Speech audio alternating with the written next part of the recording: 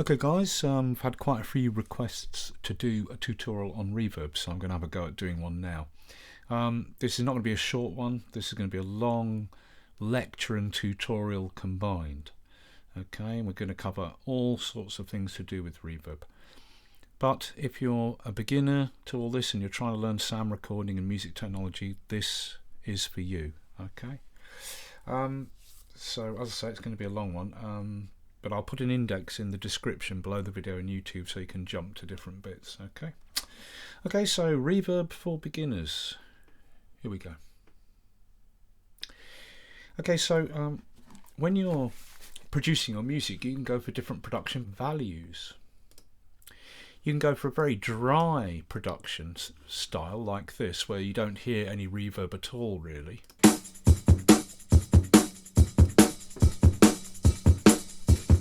Yeah, that's just the drums, and then a violin and an electric piano come in, but they've got no reverb on. They're just using a stereo pan effect with a delay on one side of the pan to spread them across the speaker, but they've got no reverb on.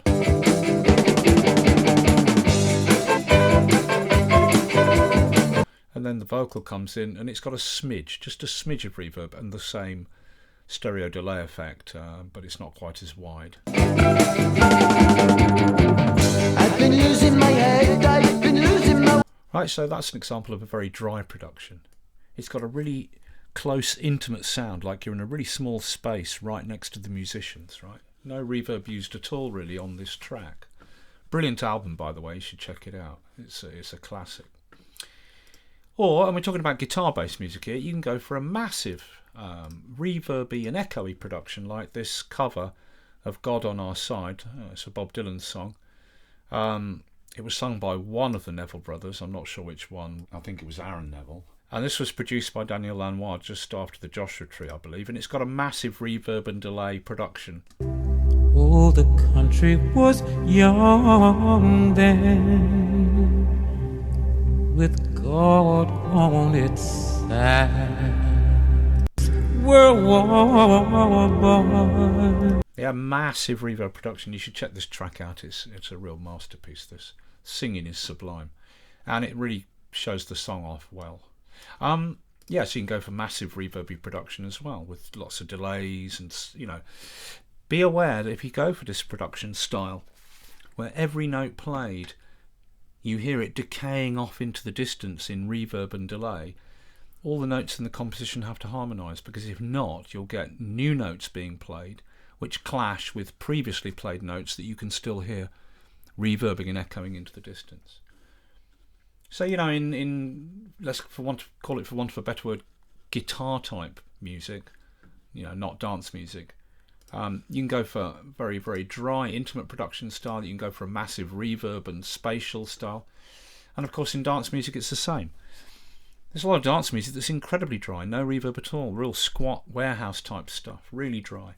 But of course we all know that in dance music there is many styles that use enormous reverb, such as trance, like this.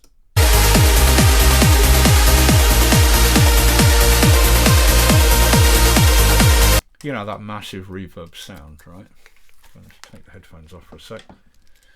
Okay, so dance music, electronic music, guitar-based music, you can go for an incredibly dry production with no reverb, or you can go for the complete opposite, a massive production with lots of big reverb. Okay. Now the next question is, what is reverb? And look, I've got a lot of tabs here that I've got to go through, so I may from time to time click on the wrong one. What is reverb? Well, reverb is simply the sound of any space.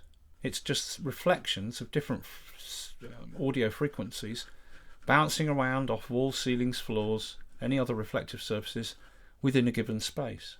So it's just the sound of a space or room, chamber or hall or whatever. Okay? And reverb has parameters.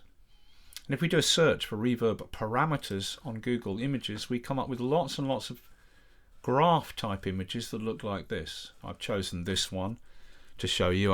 Look, all due respect to the copyright holders, I just couldn't be bothered to get Photoshop out and make my own. There's lots of plots like this on the internet if you search for reverb parameters, and they're all showing the same thing. What a reverb does over time. Amplitude or loudness is on the vertical scale, and time from left to right is on the horizontal scale. So at the start here we see a red line, vertical red line. This is the original sound source making a sound in a space. Let's say it's a snare drum being hit. Bam! So the snare is hit and bam, it rises up to its loudest level almost instantly.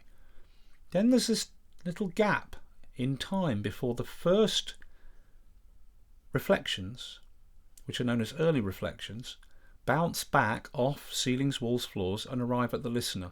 And they will always arrive after the original sound waves from the original sound source travelling directly to the listener. Look at this picture again. Here's the sound source. Let's say it's a snare being hit in this space. The snare is hit. Bam! Stop that!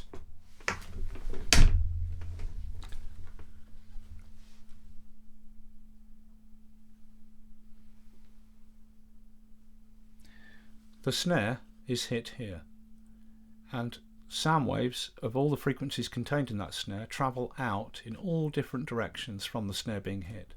Some of those sound waves are going to travel in a straight line straight to the listener over here. But some of them will bounce off this wall, so they've got to travel to this wall, then bounce off it and travel from there to the listener, and the same this side. And those first early reflections are going to always arrive later than any sound waves travelling directly to the listener. And that gap between the original sound being heard and the first reflections bouncing back, that little time distance is determined by the size of the room, because the bigger the room, the further the reflections, the further the sound waves have to travel out before they hit a wall or a ceiling and bounce off and arrive back at the listener, and the further they've got to travel and travel back, the later they'll arrive. So this little gap gets bigger the bigger the space, and it's known as the pre-delay, and you will not hear any reverb until after the pre-delay has finished, after that gap, because no reverb can be heard until the first reflections arrive. Now those first early reflections, they've bounced off a reflective surface for the first time. They're all different frequencies, and they've got quite a lot of energy and definition, so you can think of them like thousands and thousands of little short echoes, all at different times and of different frequencies, all going brrr, like that, brrr, brrr, right? But then what happens is, of course, they keep travelling and bounce off further walls and ceilings. Imagine throwing, chucking a billiard ball around, a snooker ball around a table. It just bounces off cushion, cushion, cushion. But there's hundreds of thousands of little reflections all bouncing around off the different walls and the ceiling and the floor and any other reflective surfaces. And they all start to interact with each other. So they build up and interact with each other, and they form into the body of the reverb, the mist, the combination of all those hundreds of thousands or millions of little frequency echoes all bouncing around at different times, mushing together. And usually the reverb body has a slightly mid-range sort of sound. And then whatever makes the original sound source stops doing it. Those energy waves, sound waves, are still bouncing around the room at all different frequencies, but they start to lose energy and get less and less and less loud and die away. And then the reverb decays into silence, and the decay of the reverb into silence is called the tail. And the tail, when it decays into silence, normally becomes more trebly. We perceive it as sort of going from the body here, raw, to rah, here, more ah. And that's because as all those frequencies bouncing around, finally dying, losing their energy, decay to silence, the human ear hears frequencies around 3,500 hertz, treble frequencies around there, the loudest. So as all the combined frequencies of the sound source bouncing around die away, we tend to hear the treble ones the loudest as everything becomes more silent. So it's like ooh, ooh. The body is ooh, and the ah is the tail. And the early reflections are like rah. So the best way to visualize the process of a reverb from start to finish is to imagine a lion roaring. Rah-ooah. Rah-ooah. Like that. I know it sounds bonkers, but it works for me. Right? It's a good way to remember it. Okay. So that's what reverb is. Let's look at this picture. This is from somewhere in the middle of the 50s. It's an Elvis recording session. In those days, there was no multi-track. You put a mic on everything, one mic each, drums, vocal, piano, bass, guitar. All those mics are fed out of the room into the recording room where the tape machine is, and fed into a very basic mixer where you can simply adjust the levels of the mics to get a balance. Then the combination of all those mics is fed into a mono tape machine. The engineer says to the band, "Okay guys, tape rolling." And the band goes, "A 1, a 2, a 1, 2, 3, world's one for the money," and they just play the song through. And you're capturing a live performance of the band playing in a room to a mono tape. If it was a good take, if the band all look at each other afterwards and go, "Yeah, that was really cooking," and the engineer and the producer are in agreement, "Yeah, that was a really good take," then that live performance that was captured goes off to be made into a record. Okay, there's no multi-track in these days, right? So each mic will pick up whatever instrument or vocalist it's pointing at the most, but each mic is going to pick up the sound of the room. Now you don't want the room to be too reverby, because as we know, reverb is simply all these reflections at different frequencies, thousands of them all bouncing around off reflective surfaces. So if the room's too reflective, those bouncing around frequencies are going to mush up the music, right? But equally, you don't want the room to be too padded, because if you pad a room with lots of soft material, all it does is suck up treble frequencies, so you end up with a dull room. So the room needs to be treated acoustically right. It doesn't want to be too live, but it doesn't want to be too dead. And also, its dimensions are important. And we can't get into that now, this is acoustics, but basically, in the simplest sense, if the length, width and height of a room are mathematical multiples of each other, that can cause sound waves built at different frequencies to build up and amplify certain frequencies, causing a room to boom and accentuate certain frequency areas, which is you don't want. Right? So the room wants to be neutral in terms of how frequencies bounce around in it. It doesn't want to amplify certain frequency areas, and it doesn't want to be overly deadened, but it certainly doesn't want to be too live, so it's reverby like mad, because that will mush up all the music. You'll get a big reverb room sound on everything, and it'll just sound like a mess. Okay. But even in these days, adding artificial reverb had already been going on for 10 years. Let's say this is 1957. Because the first ever track generally credited as using artificial reverb is this one from 1947. If you just listen, in this earlier part, the harmonicas are playing and then a higher harmonica comes in, and you can clearly hear it's in a reverb. That one, do that one. And then once it gets going, there's quite a big reverb on this.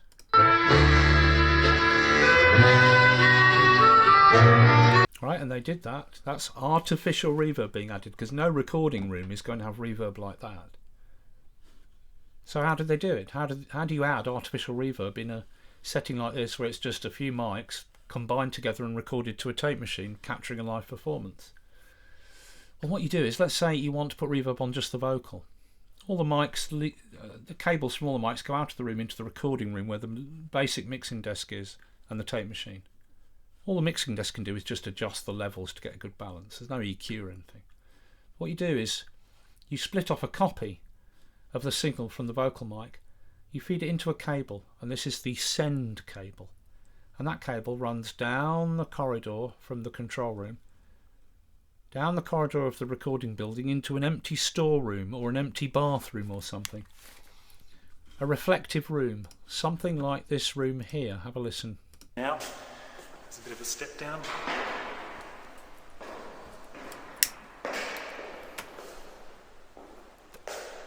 And you can have a look around the room. And what you'll notice, you'll be able to probably hear, is that there's a lot of echoes. Okay.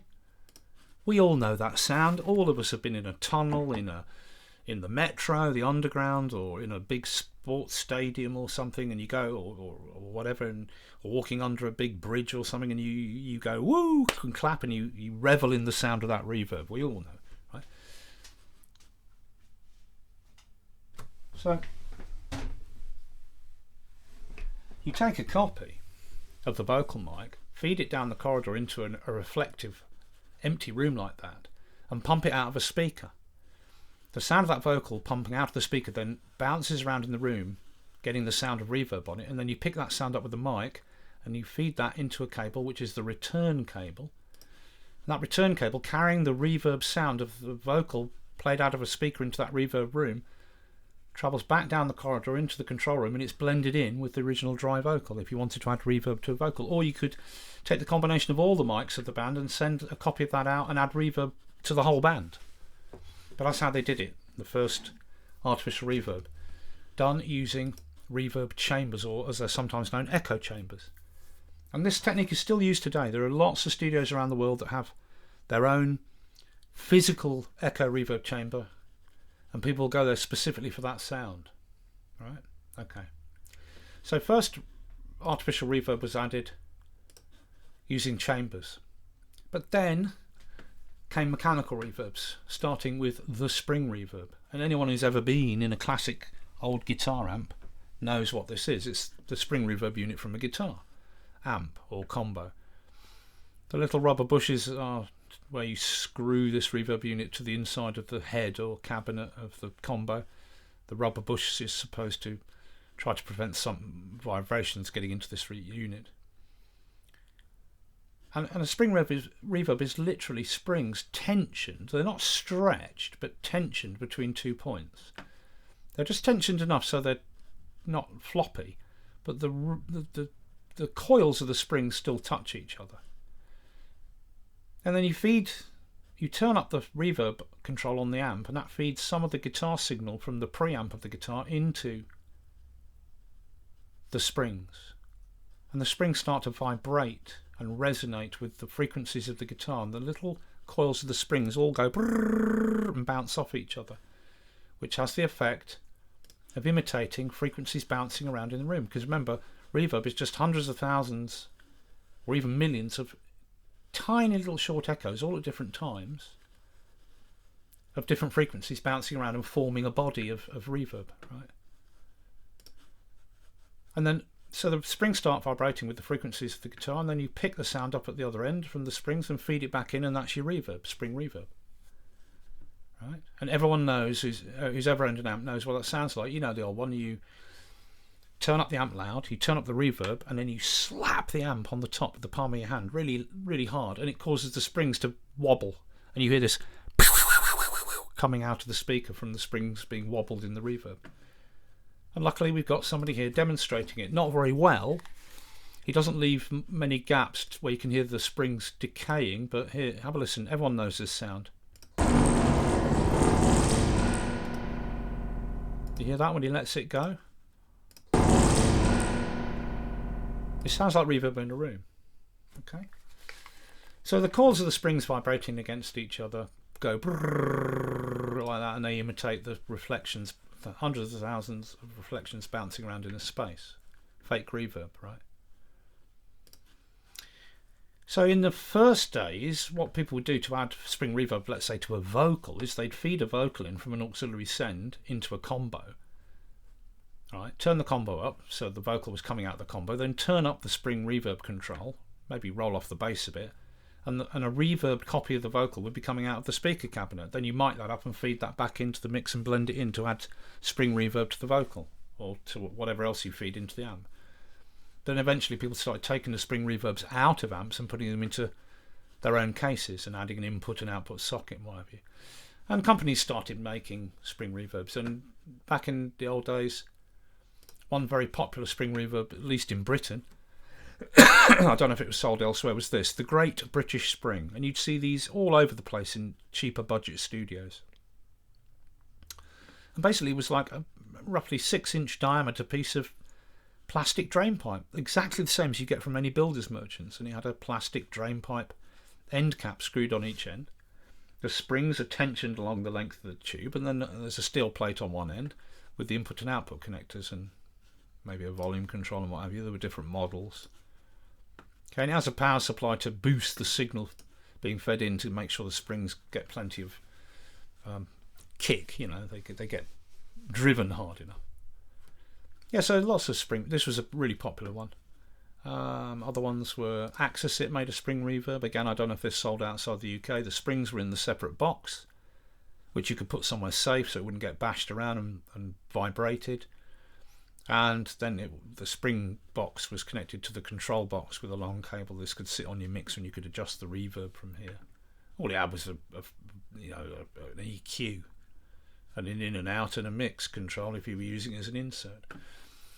AKG made a spring reverb. AKG in Acton, that's where the headquarters were in London, was still knocking these out. Oh crikey, in the 80s. And it's just a bit more fancy. It's in a 19-inch rack mount. Right? This is a stereo spring reverb, so inside it there's going to be 2 arrays of springs like this. And then you feed the signal in and you decide with the pan how much you're sending it to one or the other side, and it's got stereo out, one for each spring, and each side has a level and EQ, and it's just a bit more fancy with a meter and all that. But inside it's just springs, right? The same as all the others. So all the different companies made spring reverbs, and that's what people used.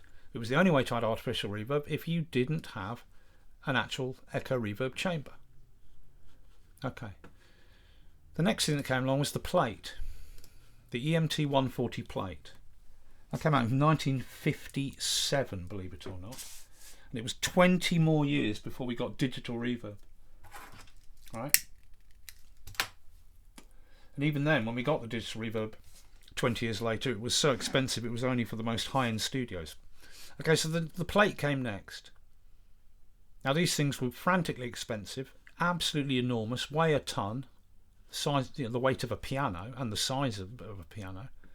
They really need to go in a separate room to the control room, and they require quite a bit of maintenance. But what it is it's a flat, fairly thin sheet of steel tensioned in a frame, right? And it has a speaker driver here, just exactly the same as the magnetic speaker driver in your monitors that you listen to music on. But normally when a speaker driver gets driven with music frequencies and the magnet starts vibrating backwards and forwards, it's attached to a paper cone, and the paper cone vibrates with those frequencies and pushes the airwaves out at those frequencies, and you hear it as music. But in this case, the magnetic speaker driver here, it vibrates the sheet. Now, this is a stereo version, it's got 2 pickups, so you then pick up the sound of that sheet vibrating, and that's your reverb. And luckily there's a chap here, again all due copyright and respect to the people whose videos these are. There's a chap here with a 140, and you can hear what it sounds like when he hits it with a screwdriver. Have a listen. Here we go. Oh, a bit further back. Yeah, sadly he doesn't let it decay all the way. Have the metal plate. Hear that sound? Have the metal plate. Basically what's happening is inside that metal plate, the frequencies are bouncing around in 2 dimensions, exactly like they will be in a room, but we're missing that 3rd dimension of the height. So it's quite accurate, more accurate than a spring, right? That's plate reverb. Now a plate, an EMT 140 plate of this size has a decay time of about 5 seconds, but you had a dampener. See that wheel there on the top? And there, that wheel is attached to a dampening plate which comes in at a slight angle.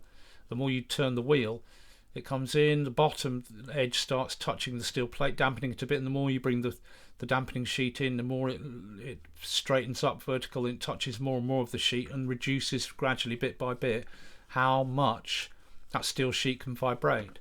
So you can dampen it with this dampening sheet to adjust the decay time of the plate, and he shows that further on here. It's quite conveniently somewhere around here. Here we go. You get a very long reverb time, 4 to 5 seconds. As you move closer, it gets quite short. Yeah, so you can use the dampener to shorten the reverb. They sound great. They're still used in pro studios all over the world, but they do, require some looking after, and they're bloody massive, and really they need to be in a separate room to the control room. Right, so this was 57, but all through that time, the 50s, well, because the first echo reverb, chamber reverb is credited with this song for 1947.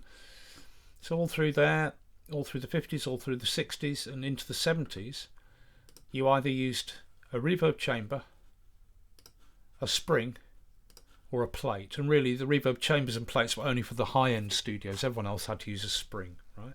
Okay. But then in 1976, you know, transistor chips had been invented already and were starting to be manufactured, but in very small quantities. They were very expensive. And the first digital reverb appeared in 1976. This is it, the EMT 250, made by the same people that made the EMT plate. EMT stands for something like Electric Messetech, German company, right? So they released the 250, the EMT 250, the world's first digital reverb. And you can see a guy with a couple of them open here, absolutely full of RAM chips and ROM chips, which put out a lot of heat. These things got very hot. They had to put huge fans in them.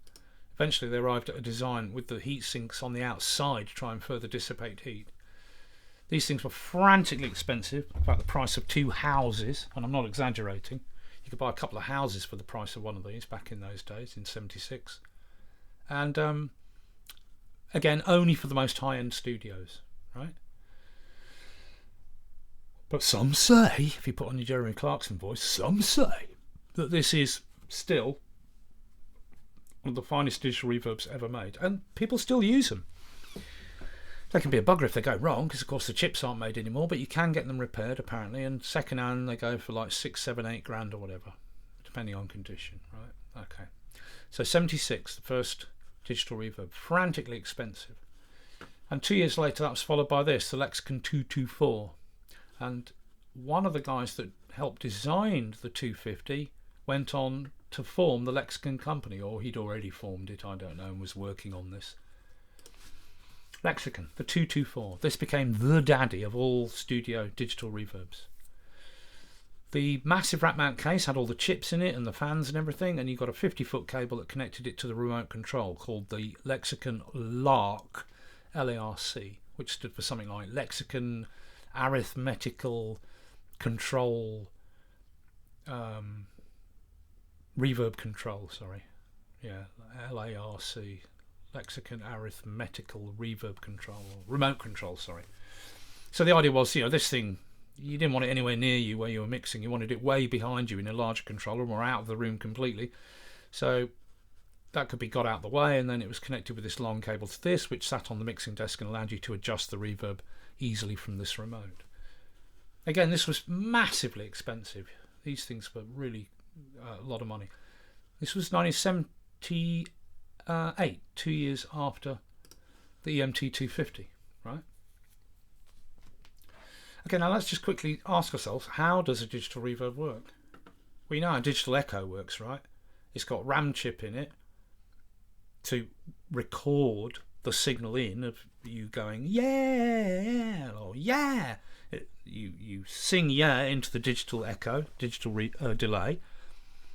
It converts it from analog to digital, stores it on a RAM chip, and then if you set the delay to have a half a second delay time, half a second later it plays back the signal of you going yeah out of the RAM chip, yeah. And if you set it to repeat 10 times, it'll repeat that playback from the RAM chip 10 times, yeah, yeah, yeah. And then you can tell it each time, play back the repeat less and less loud until it dies away to silence after 10 repeats or something, right? Well, a digital reverb is just simply loads of RAM chips doing that, hundreds or thousands of times, repeating back what's being fed into it, but instead of longer echoes, it's chucking out of the RAM chips hundreds or thousands of tiny little short echoes, all at different times and different frequencies, to imitate the frequencies bouncing around in a room. Reverb, after all, is just thousands and thousands of tiny little echoes, all mushed together, right? So that's what a digital reverb does. RAM chips play back loads and loads and loads of repeats, which decay away at a certain amount of time, depending on how you set it, and it'll play back frequencies, different repeats at different frequencies, depending on whether you've got the reverb set to be bright, dark. You can take off some of the frequencies, whatever, blah blah blah. But it's just basically thousands of echoes. So a digital reverb is basically like a multiple echo machine that plays back thousands of little echoes, which is reverb. Okay, so 76 this, then 78 came the 224, both massive expensive. So even though we had digital reverb, most studios were still using plates, and the smaller studios were still having to use springs. Or if you were lucky, you had a chamber. Okay, right. Okay, now this developed, chips, more and more chips were becoming manufactured in more and more volume, and prices were coming down and down and down and down, and digital reverbs kept being released, and you got, let me just show you, by the time we got into the early 80s, where's my picture, we got reverbs like this. Now this is the AMS RMX16. I believe this was released in 1981, and this soon became the daddy reverb to have if you either couldn't afford one of these, because I think the RMX16 was slightly cheaper than these, but also it was more convenient. It was smaller, right? Now I've used these, and I've used the 224 as well. Back in those early 80 days, I had some publishing and record contracts which got me into big studios quite a lot, and I remember coming in one day and the 224 was still there, but in the rack suddenly there was an RMX16. I've used all the things here. We used to use all this kind of stuff, bell delays and all that stuff, right? Yeah, so this became known as like the daddy reverb, made by AMS in Burnley in Lancashire. It's a really hard accent to pull off, Burnley. No likey, no lighty. What is it about that part of the world? Because Neve are from that part of the world in Lancashire as well. And actually, here's an interesting thing. Eventually, AMS and Neve joined together to form the AMS Neve Limited Company, which is still the company that exists to this day. Okay, and then at the top of the rack here, so this came out about 81. At the top of the rack here, we can see the PCM 70. Now, the PCM 70 was released 85, I believe, and its forerunner, the PCM 60, was released in 84. Now, Lexicon went on in 86, around the same time the PCM 70 was released, or 6 months to a year later. They released this bugger, the 4ATL. This was an absolute monster. This became the finest reverb in the world when it was released. Frantically expensive, super high-end specs. But look at the bloody size of it. You couldn't take one of these things on the road. So although Lexicon still went on with these monster reverbs, by the time we got into like 84, 5, 6, they were making the PCMs, which were cheaper and convenient and rack mountable, so you could take them on the road for live gigs. I mean, when I say cheaper, they were still thousands of dollars, thousands of pounds. So these kind of really high-end but more manageably small rack-mountable reverbs started appearing in the early 80s, and but still they were frantically expensive, so they were only available to the high-end studios, and everyone else had to carry on using a plate if they were lucky enough to have one. Smaller studios used springs, and of course anyone who was lucky enough had their own reverb chamber. Let me just get that phone a sec. Okay, so that's where we were. 84.5. We had monster reverbs, earlier ones, later ones, and then we had the more manageable size ones, but they were still frantically expensive. Chips were still quite dear, but they were coming down in price all the time. Okay, that's where we were about 84, 85, and then came the revolution. 86. Everything changed with the release of the MIDI Verb 1. Now the Japanese companies, Roland Korg, did start making digital reverbs at this point, because the chips were becoming cheaper, and but this was so much cheaper. This was a revolution. This thing came out 86 for under £500. If I remember right, they came out, if you wanted one fresh off the boat at the maximum retail price, they were £449, I think, British pounds. But the thing is, they sounded really bloody good, really good. All right. And this went on to sell, it must have sold millions, but this revolutionised everything. 86. Okay, it had MIDI, hence the name MIDI Verb. You couldn't adjust any parameters, either manually or by MIDI, but what you could do is use MIDI program changes to change different between reverb programs on the fly. It Had 64 programs, everything's based on 8s, right? Chips, right? And the programs went from very small all the way up to massive size spaces. And there were 8 gate programs with different decay times and 4 reverse reverbs with different times. And small up to massive, the reverbs each had slightly different character, different, more or less pre-delay, etc. And they were categorized into 3 categories: bright, warm, and dark. More treble, less treble, or warmer. Sort of not quite so much treble roll off, but certainly not deep and dark, right? Stereo in, stereo out, MIDI in and through. But these things absolutely sold. They must have sold millions.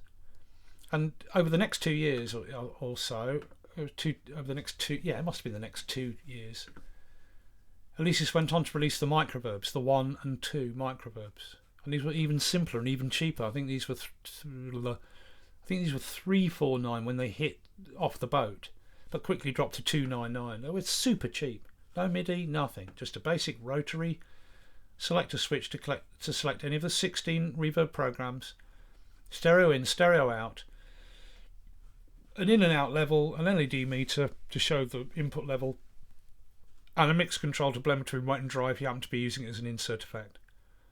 Very small, about 5 inches across, sit in the palm of your hand.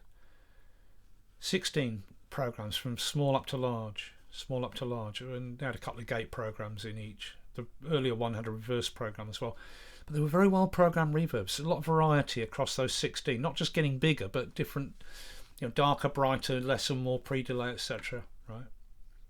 These were fantastic and still are to this day. They only had an upper bandwidth of 10k, so like no frequencies in the outputted reverb that was being generated was higher than 10 kilohertz, but that is very high up in the high frequencies. I mean, 10k is high-end, airy, frosty enhancer frequency level, right? So they were plenty crisp and bright and airy enough. They're really good reverbs, and I've got both of these, but even if someone gave me $1 million to start a studio, I'd still have each of these in the studio, just for the sound. But they're really good on certain things, right? So that was the revolution. The MIDI verb, followed by the microverbs, brought really good quality reverb to the masses. And then, of course, around the same time, 85, 6, 7, the Japanese got in on it. Korg released the DRV 1000, and then after that the DRV 2000. Roland released the SRV, where is it? The SRV 2000. So yeah. But these were the Roland and Korg, early Roland and Korg reverbs were more expensive than the MIDI verbs and microverbs by quite a lot, right? Hence the Alesis stuff was huge selling. In fact, I think it's fair to say that the MIDI verb and the microverb one that followed it probably gave Alesis enough money, that sold so many that it gave Alesis enough money to become the massive corporation they became, just off the back of those 2 products, right? And the quantity they sold. Okay, so reverb had arrived for the masses. Anyone, even someone who didn't have a deal, who just had a home recording studio, could afford really good quality digital reverb, and that was it. The revolution was set, right? Now, just to say one thing about these early reverbs, like the early Rolands and Korgs and that have you, is that they didn't have massive bandwidth. They weren't super crispy at the top end, like ridiculously high end, but the main thing was, due to the limitations of the chips, they didn't produce too many of these reflection echoes. So they weren't super rich and lush, and the amount of echo repeats that make up a reverb body is the density of the reverb. The more of those little reflections, all at different frequencies, that are mushing around to make the body of that reverb sound, the more dense the reverb is said to be. Okay, the less of those little echoes all bouncing around different frequencies they are, the less dense the reverb is said to be. Density is how many of those tiny little repeats are all bouncing around to make the body of the reverb. And the thing about those early digital reverbs from Roland, Korg, etc., is they were not too dense, so they had a slightly sort of granular quality, a bit edgy, they had a bit of an edge, a bit of a bite, a bit of a graininess, right? And that's what made them so great. And they're still, you see them used a lot. These early delays and early reverbs from the Japanese manufacturers, you tend to see them used a lot in the guitar rigs of a lot of professional guitarists, because electric guitars don't really kick out any frequencies above 5 kilohertz. Right? So you don't need massive high-endness. What you need is something bright and gritty, and these early reverbs and delays really have that quality. So you'll find them in the guitar racks of people like The Edge, you know, that kind of thing, right? Okay, so there you go. That's the story, the history. By the time we got towards the end of the 80s, anybody, even someone on the dole, could have a high-quality digital reverb in their home studio, right? Just buy a second-hand MIDI verb or microverb. Okay, so we looked at what reverb is and the history of artificial reverb. As much as you need to be able to have a conversation about it, right? You want to look into it more, look into it more. And now let's go back to the old Elvis recording again. Remember, in these days, it was one tape recording to a mono tape. And then a little bit later, stereo came along and it was one take recording to a stereo tape machine. But there was no multi-track. You were recording a live performance in a room, which was recorded straight to tape. So the room, the sound of the room, was as much part of the recording as the sound of the instruments. But once multi-tracks started appearing, and we're talking in the 60s here, look, of course, we know going back long before that, people like Les Paul were messing around doing multi-track recording. You could do multi-track recording by bouncing between two tape machines, all sorts of techniques and things. Joe Meek, people like that. But a real multi-track tape machine with multiple tracks. Sgt. Pepper was done on a 4-track, I believe. And then the Beatles album Abbey Road, which was that, 1970, that was done on an 8-track, right? So multi-track came along, and once we had multi-track, what we could do then is we could record the backing in the room of the band all playing together, but really that was about getting the backing, the rhythm section down, the drums and the bass, or the drums and the main rhythm instruments. But then, with more tracks available, individual band members like the singer, the bassist, the guitarist, the pianist could go back and record their instrument all over again, overdubbing it on a fresh track, listening to the drums backing to get the groove. And when they did that, no one else was playing in the room with them. You could put screens around them and you could really isolate them from the room and get just them and only them recorded on the mic down onto their own separate track. And once we start getting into that sort of technique, we could really isolate the individual instruments from the room sound more and more and more. And the more we can isolate the instruments, if you listen to music going into the end of the 60s and into the early 70s, what characterised it was it became more and more dry and controlled. All right? And once you've got that ability to have dry control, take the room out of the equation on a lot of the instruments in the mix, you then have the ability to decide if you were going to add reverb artificially, to what instruments, and if so, how much. You start to give us that control to add reverb only when we wanted to hear it. We weren't beholden to the reverb of whatever the room was that the band was going to do that one take recording to tape in. Right? Okay. That doesn't mean today, with massive multi-track recording, the room still isn't important. Of course it is, but I'm just, we're talking about in the process of things. Okay, let's let me go to Logic now. Look, this is not a Logic tutorial, right? What I'm going to tell you now is the same whether in Pro Tools, Cubase or whatever, but I just happen to be using Logic. So this is a little thing I put together using some Apple loops, right?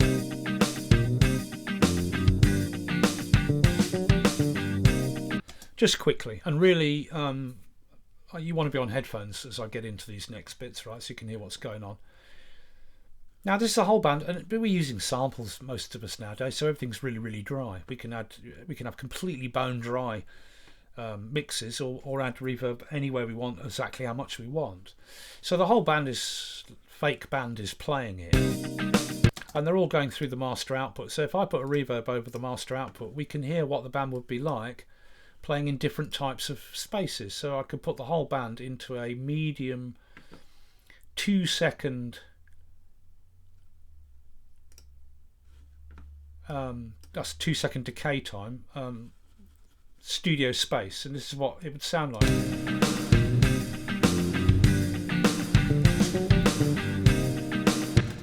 Now instantly, that to the beginner, that kind of sounds, wow, listen to that. Without that reverb, everything's really dry, but as soon as you put that reverb on, I'll just take a little bit off it so it's not quite so extreme, everything sounds big and massive. Yes, it does, and hence the beginner tends to slap on way too much reverb. One of the first things that beginners get told when they give their mixes to somebody to listen to who's more experienced, they pretty much always get told, well, it's too much reverb.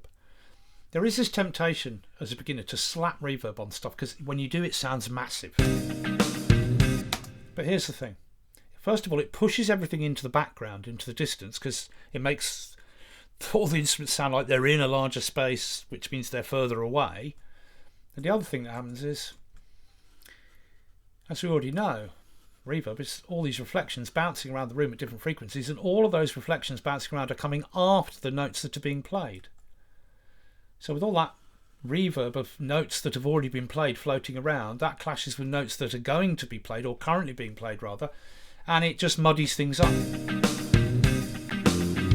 Now you could say, well, you're over at doing it. Well, I'll lower it down a bit so there's less reverb. That's still more controlled, but you can still hear that reverb. It just takes the intimacy away, you know. So you wouldn't really want to record a band in a studio that was that reverby, unless there are some types of music that actually can sound quite good recorded in a fairly reverby space, not overly massive and out of control, but things like jazz or classical quartets and quintets, because we're used to hearing, when you're recording that type of band, or a small world group or something, or a smallish choir, when you record that type of material, you want to get a very pristine, realistic, like you're listening to them do a live performance recording.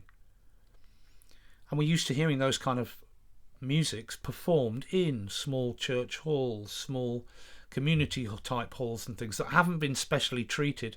And it kind of often works to record that kind of music with some reasonable amount of, not massive, but fairly largish reverb, a couple of seconds decay or something. Right, but it doesn't work for everything, obviously. And the thing is, it does have this effect of pushing things away, which works if you're going for a sound that you want to present to the listener as if they're at a live concert. But that's not what we're going for with contemporary music most of the time. So you get, you know, the reverb can mush things up, it pushes things away into the distance, takes away the intimacy, etc. So, you know, like the beginner will come along and go, well, I will put some reverb on the snare, right?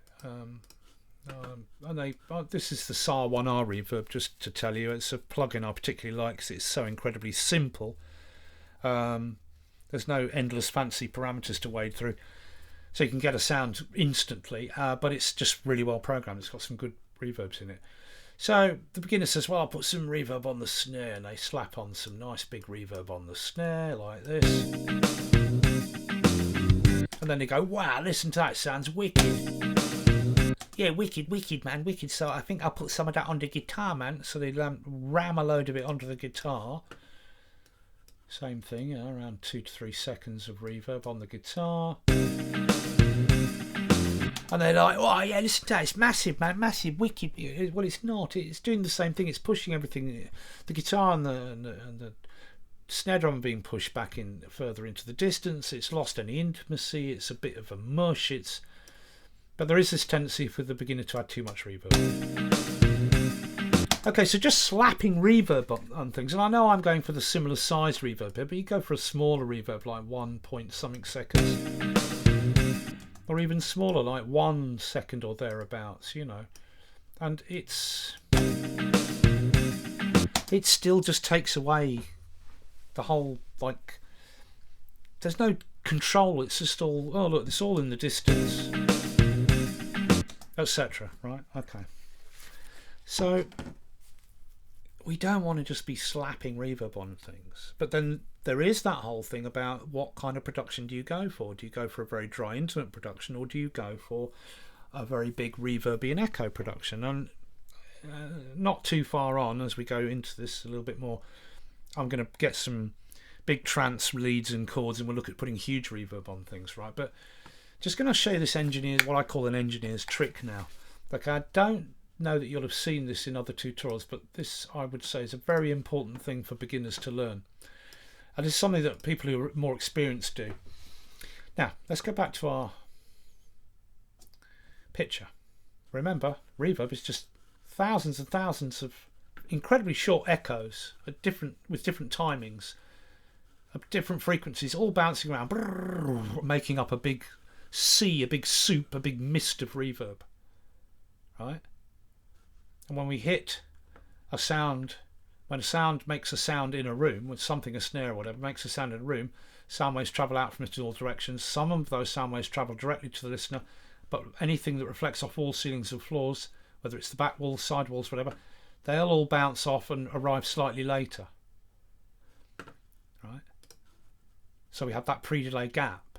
The further the sound waves have to travel out, like let's say the room's bigger and the sound waves, some of them are going direct to the listener, but now we're in a big room and sound waves travelling out sideways like this have to travel right out to here further before they hit a reflective surface and then bounce back all the way back to here, or all the way out to here and all the way back to there.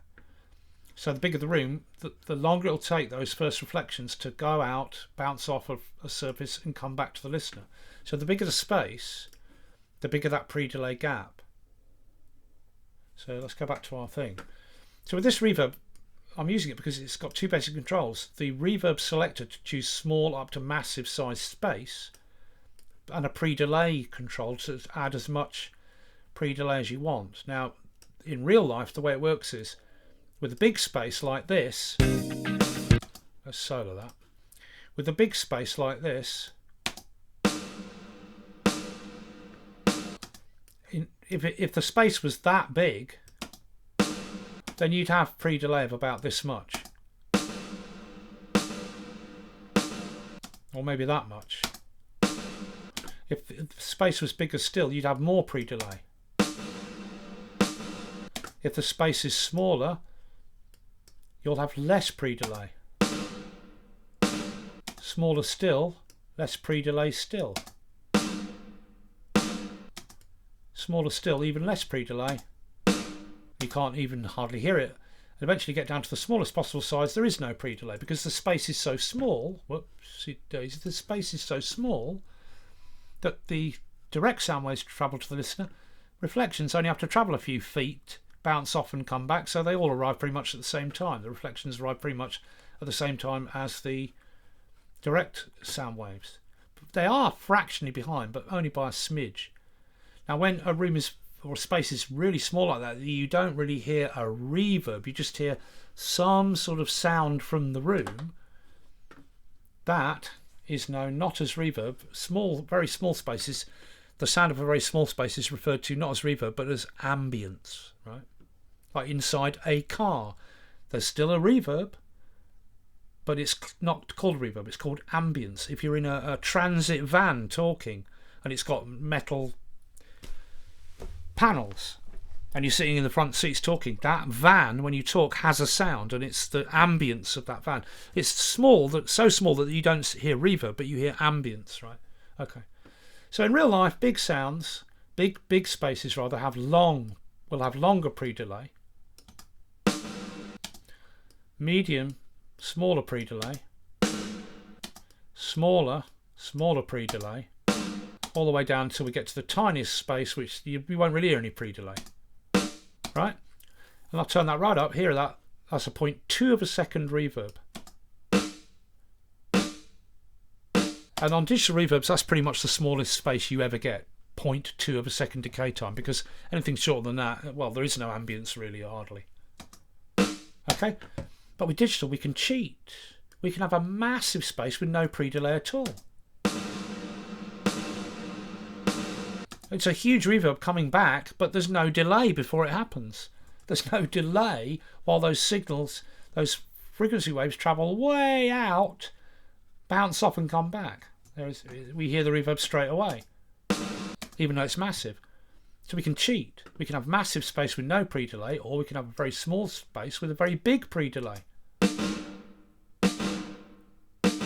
Which again you wouldn't get in real life, and this allows us to do a trick. If we take the pre-delay off completely and we go for the smallest possible size space, 0.2 of a second, it sounds like this.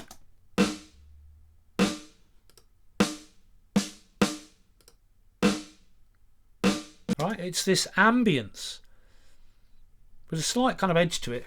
The nearest thing that you might have experienced in real life that sounds like that, because we're talking about the ambience of a very small reflective space, is a small brick-walled little tiny storage shed that you might keep coal or logs in for the fire. That kind of sound, right?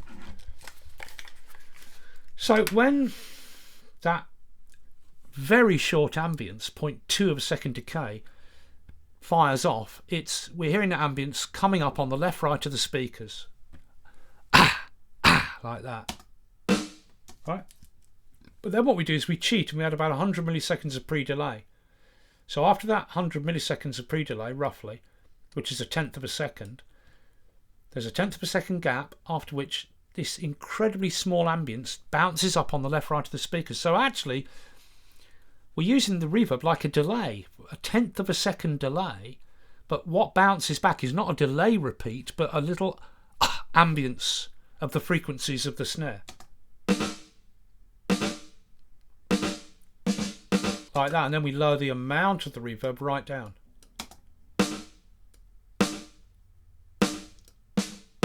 That's just 9% reverb. Now this reverb is inserted across the snare channel. We'll get to this in a moment. You can use reverb effects inserted over a channel, right?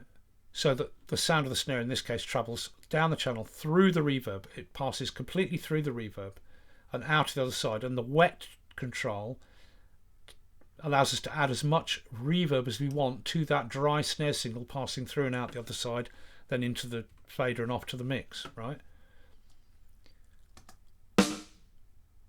So I adjust the wet control until I've only got like 9% reverb and 91% dry snare.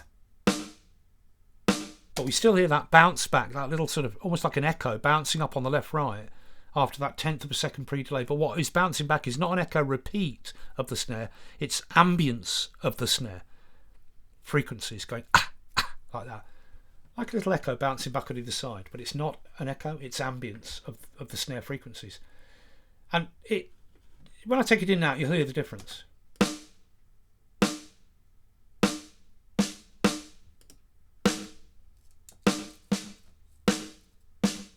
You can really hear that, right? And that is a technique where you're using reverb to bring an instrument out of the mix, but you're not actually using reverb. You do not hear the snare as if it's got reverb on it, but it lifts it out of the mix. Let me bring in the whole drum section now and listen with it in and out.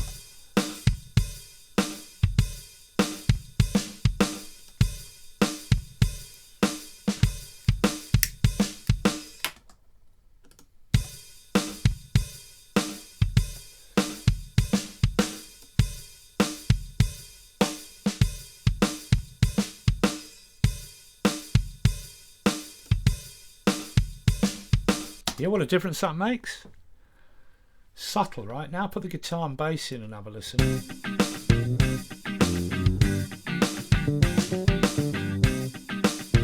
You hear the way when it's in, it just lifts the snare out of the mix with this lovely crack to the snare. But I've actually got more of this effect on than you normally would put, so you can really hear it, right?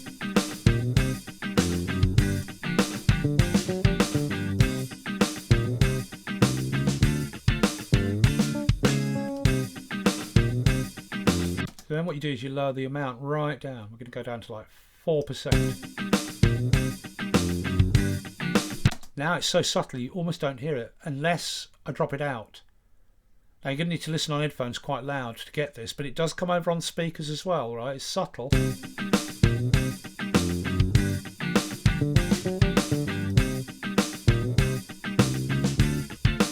Yeah, so at 4 and 5%, somewhere down there, very low amount, you still hear it. It should be subtle enough that it's there, but you.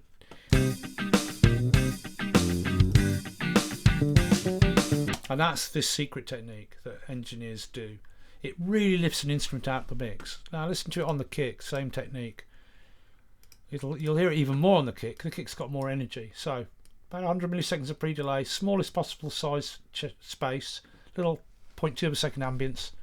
Listen to it on the kick. 6% on the kick, right?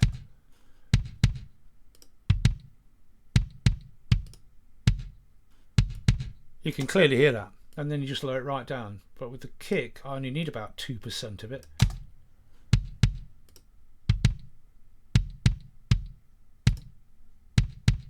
Okay, now with it on the kick and the snare together with the kit.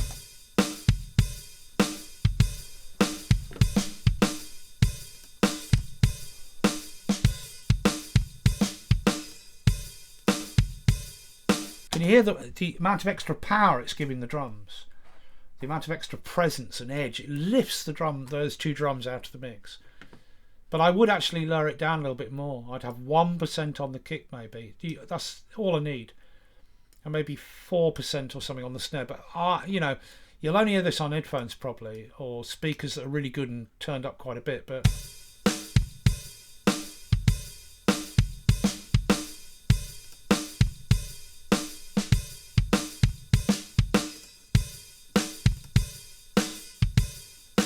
as soon as you bring it in, you hear it. So let's put 5% on the snare, 1% on the kick. So that's just a secret technique. To use reverb, but not as reverb, by cheating. And it does this wonderful ambience trick, which is like an echo that lifts instruments out of the mix, but they still sound like there's no reverb on them. And we can do it on anything that's sort of percussive. This works brilliant on any dance music, percussion sounds like 909 toms, claps, anything percussive in dance music. It'll work on this riffing guitar. I'll put it on the little guitar here. Let's hear it on the guitar now. Same thing, 100 milliseconds or thereabouts of pre-delay. Smallest possible space, just 0.2 of a second ambience, and have a listen.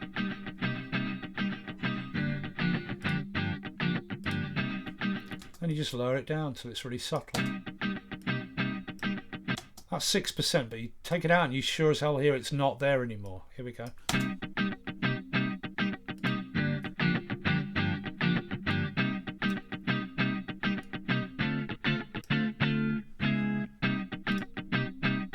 Out it sounds dry. 5% of it added in. Just that provides that little bit of ambience after the guitar plays each note. Put it into the mix with the drums, the two drums with the same effect.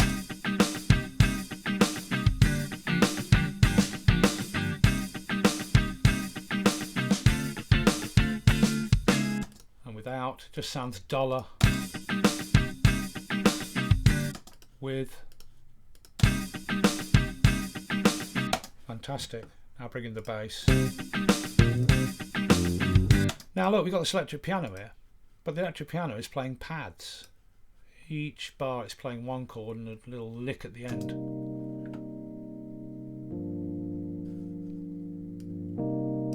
So we could put the same effect on that electric piano, and it will work.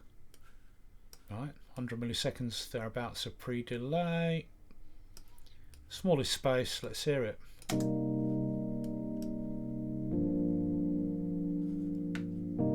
I've got a bit more on the electric piano though, and have a listen with the whole band.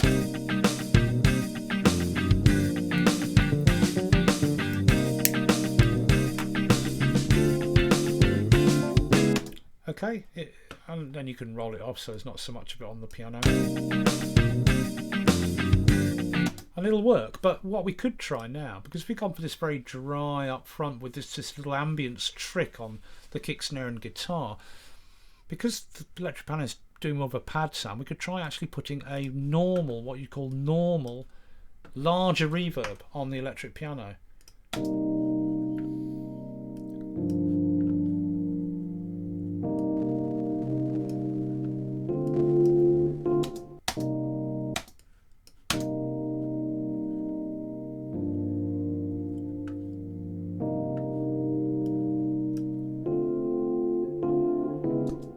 Now this stuff I'm doing, I'm dampening the frequencies, the reflection frequencies that are being generated by the reverb. We'll look at all this in a moment. This is still being used as an insert effect, strapped across the channel, so the entire electric piano passes through the reverb and out the other side, and we're blending in 70-something% reverb. Because I know the reverb on the electric piano is quite big.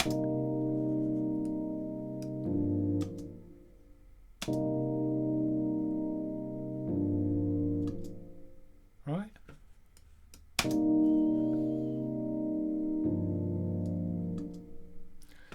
But that could work because everything else is quite ambient and fairly dry. So let's try bringing that in. Because we put a bigger reverb on the electric piano, because it's more of a pad type instrument, it'll push it back behind everything else and around everything else, and hopefully it'll sort of provide a kind of ambient, sort of not ambient, so a reverby pad that swirls around the more dry up front stuff.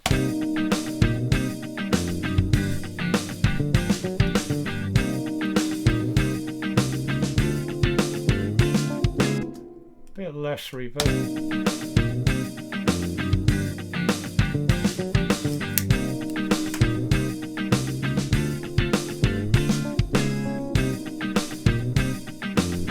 So that kind of combination can work if you've got a nice sort of crisp, dry, not mushy rhythm section. You can then try to put in some things with a bigger space that pushes them back, so the sounds that are less kind of in your face float around the rest of the more upfront mix, that kind of thing, like that, right? Okay. Now look, let's take all this off. Let's look at something else to do with reverb. Let's go to the mixer. Right, there's no reverb switched on any instruments now. In fact, I'll actually take them off. Let's select all the channels. Again, this is nothing to do with Logic. I'll take all the reverbs off any individual channels. Right. So now nothing has a reverb on. Right. Okay. Let's take it off the main output as well. Now, reverb is a time-based effect, right? There are different types of effects in music making, or to give them a more accurate title, processors, right? There are and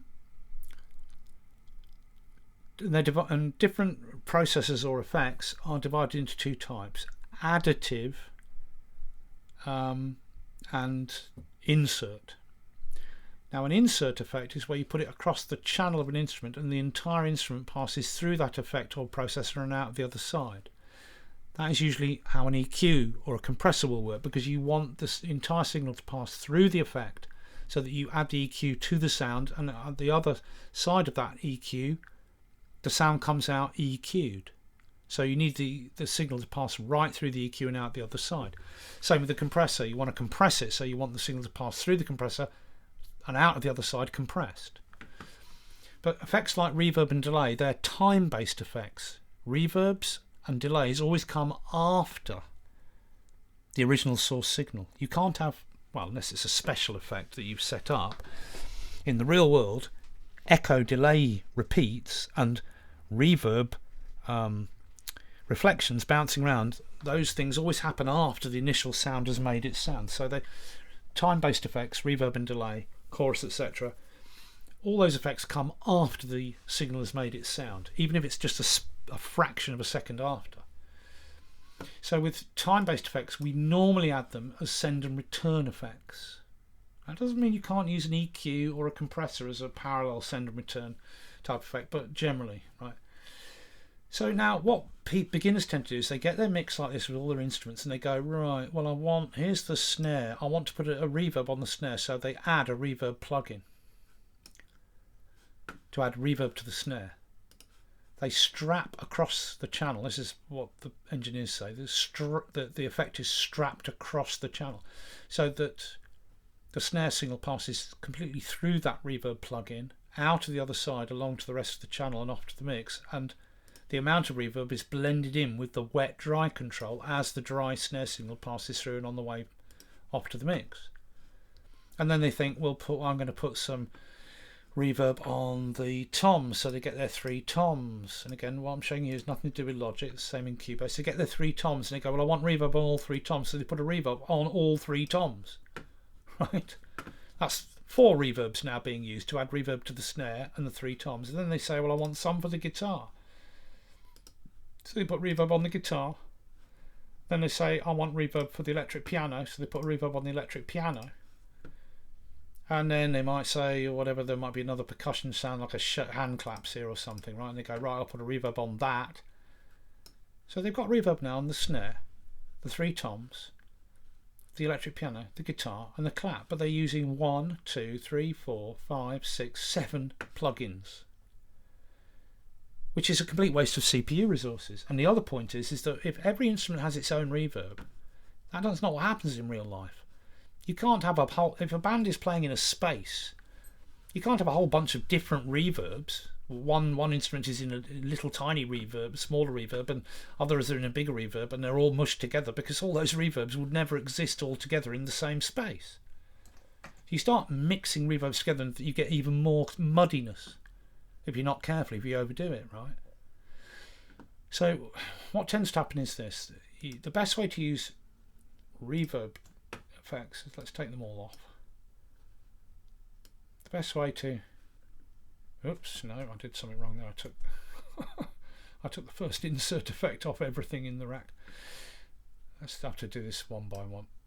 So the best way, let's take these reverbs off, these insert reverbs. Yes, if you just want to do a particular special effect on one instrument or 2 instruments, fine, maybe put a reverb on 2 separate channels inserted so the signal passes right through and out the other side. But generally we want to work the same way people worked in the old days. We get all of our channels, every single channel in the mix, right? Come on, you. Every single channel in the mix, and we add an auxiliary send to the first available bus. Then we add another auxiliary send to the next available bus, and we set up 2 auxiliary sends on each channel. Now the first auxiliary send on every channel sends to this auxiliary return, and on this we put a verb small, a small reverb. The second auxiliary send on every channel sends to this auxiliary return, and on this we're going to put a big reverb, because in the old days of hardware studios you'd only have 1 or at the most 2 good quality reverbs. So you'd set one to be small to put ambience type effects on instruments, like we did when we did that ambience effect on the snare, kick and the guitar, that one with the smallest possible size and pre-delay, just a smidge of it, right, to bring that instrument out. That's the use of a small ambience type reverb. So you set up 2 sends for every channel going to 2 auxiliary returns. One has your small ambience reverb and one has your bigger spatial reverb. And then you put, if you turn up auxiliary send on any channel, you're sending some of that signal from that instrument into the small reverb, adding small reverb to that instrument. And if you turn up the second auxiliary send, you're sending some of that instrument's channel into the larger reverb, adding large reverb to that instrument. Now, of course, with more CPU and more efficient plugins, we can have 4 auxiliary sends if we want and have 4 reverbs, 2 different ambient ones and 2 slightly different larger ones, whatever. But this is the basic way it works. So on this first auxiliary return, right, all of these channels in the mix, the first auxiliary send is sending into that auxiliary return. So on this we put the small ambient reverb, set it up with 100 milliseconds pre-delay, tiny little ambience, but now it's up full wet because we're just blending in this reverb with the dry signals passing out of the channels. What we do is we go to the snare here and we turn up this. Let's mute all these other instruments so we just get the drums. If I turn this send up, I'm sending out some of the snare into this small ambient reverb channel, right? And that ambient reverb channel sends its signal of its reverb out to blend into the mix with everything else. So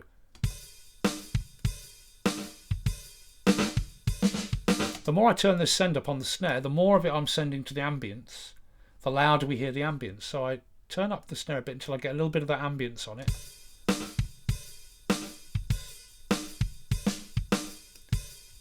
Right, just enough to bring that snare out. Then the same with the kick,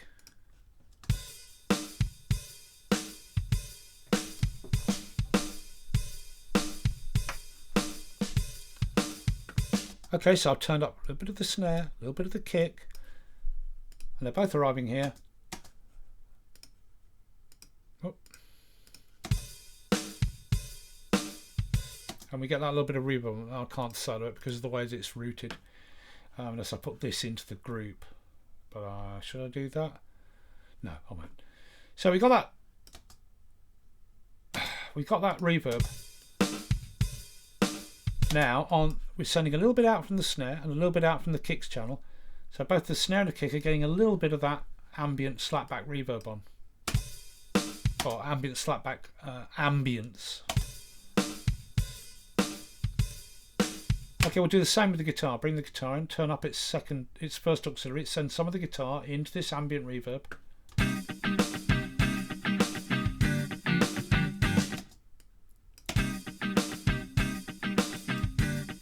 Right, and then we just lower that reverb down a bit.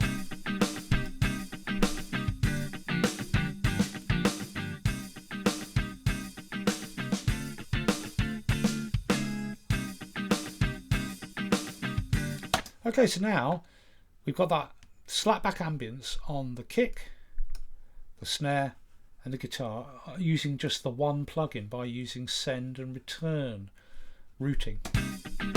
Now on this second auxiliary return we put our big reverb, and I'm going to use the chroma verb for this. Right. And we're going to go with a nice big reverb on this one. So if I want to put some of the big reverb on the snare, I turn up the second auxiliary send, which will send the snare out into the big reverb channel.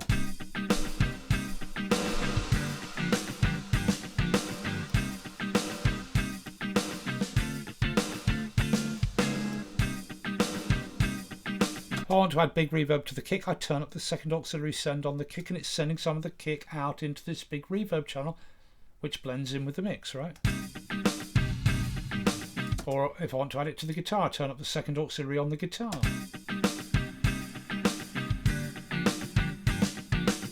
So this is my small reverb return, and this is my big reverb. The higher up these are, the louder the small and the louder the big reverb will be. You turn up the send to get as much of that reverb, small or large, on the instrument that you want. So what I'm going to do is, like, we've got a little bit of ambience on the kick, snare and guitar on this reverb here. Turn it down so it's subtle. And then on the electric piano now, we'll turn up send 2 to put big reverb on the electric piano.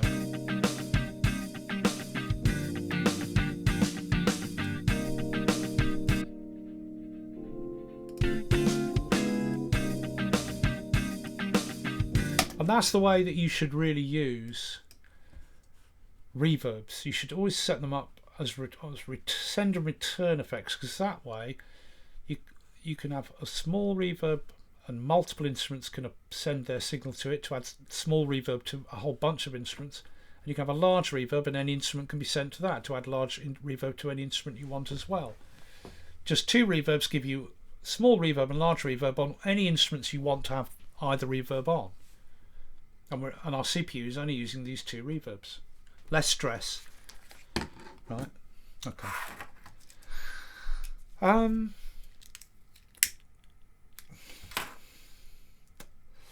Now that's the way you should always work.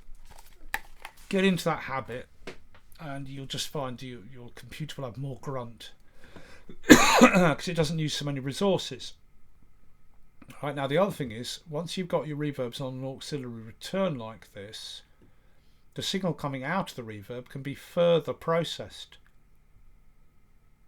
So if I want to, I could put a compressor after the reverb to compress the reverb signal. Only the reverb signal is coming down this channel from this reverb. Any instrument I want can send into it, and then the signal of that instrument being sent into that reverb comes down the channel, out of the fader and into the mix. But none of the dry signal is passing through. Everything that comes out of this reverb is just reverb signal, because it's on its own, it's on a return rather than strapped across the channel where the dry snare has to pass through, and we add some reverb to it as the dry snare passes through. But in this case, this channel is only carrying reverb signal. So after the reverb, I could put a compressor and I could compress the reverb output, which allows me to squash it, take away its dynamic range. That means I can raise it up louder, but it won't jump around in level.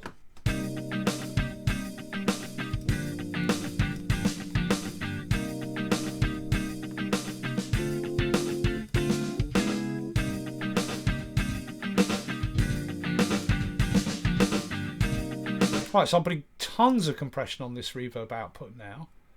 And I can just lower the channel down.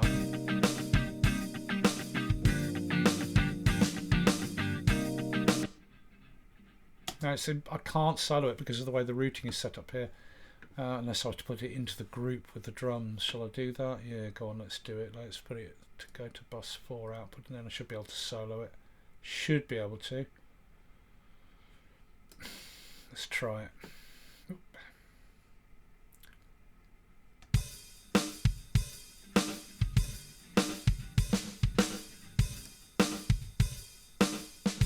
So I'm compressing the reverb signal now.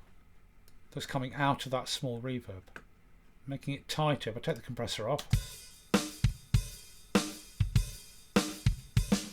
I need to raise it up, but the compressor allows me to squash that reverb signal, giving it less dynamic range. Then I can bring it louder up into the mix, and it'll be more controlled. I can sit it better.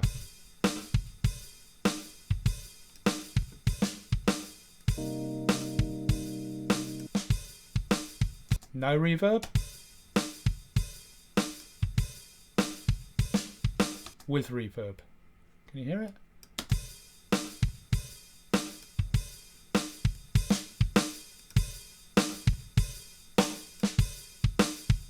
Right, so that is the reverb being compressed at its output, which just gives it that more tightness. So I can lower it down even more and get it just sitting right. You can do that kind of thing if you've got the reverb on an auxiliary return. Let's put this reverb back to a stereo out, so it's moves back down the rack here. It's no longer part of that drum group. I can't explain to you why it wouldn't solo unless it was part of the drum group, unless you're experienced with engineering, so I won't bother. Okay, so now we've got this bigger reverb. The electric piano is being sent out to it, right? Let's just solo that and have that on its own. So there's the electric piano there, and this is it's sending out to the reverb, and this reverb is being blended in with it. Like that. But the output of this reverb travels down the channel, and the only thing coming down this channel is the output of the reverb. We're not hearing any of the dry piano with it, because this is only reverb coming down this channel. So you can do anything to the reverb you want after the reverb output. You can put other effects on. I'm just going to add something completely wacky here that probably won't work, but just to show you that you can do anything. I'm going to go with a flanger. I'm going to flange the reverb output.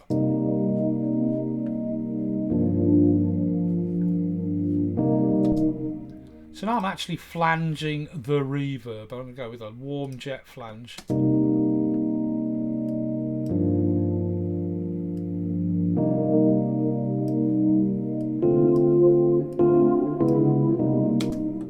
Yeah, I'm flanging the reverb now. Because I can, with my reverbs on auxiliary returns, they're not carrying any of the dry signal of any instrument. They're just carrying the reverb signal. So you can affect that reverb signal. So I'm now flanging my reverb.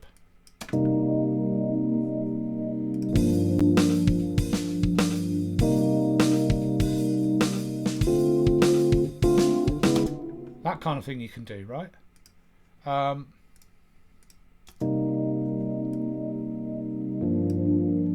the other thing, of course, you can do is, not all reverbs have got what I'm using here, this internal damping, where I can dampen or reduce different frequency reflections that the plugin is generating.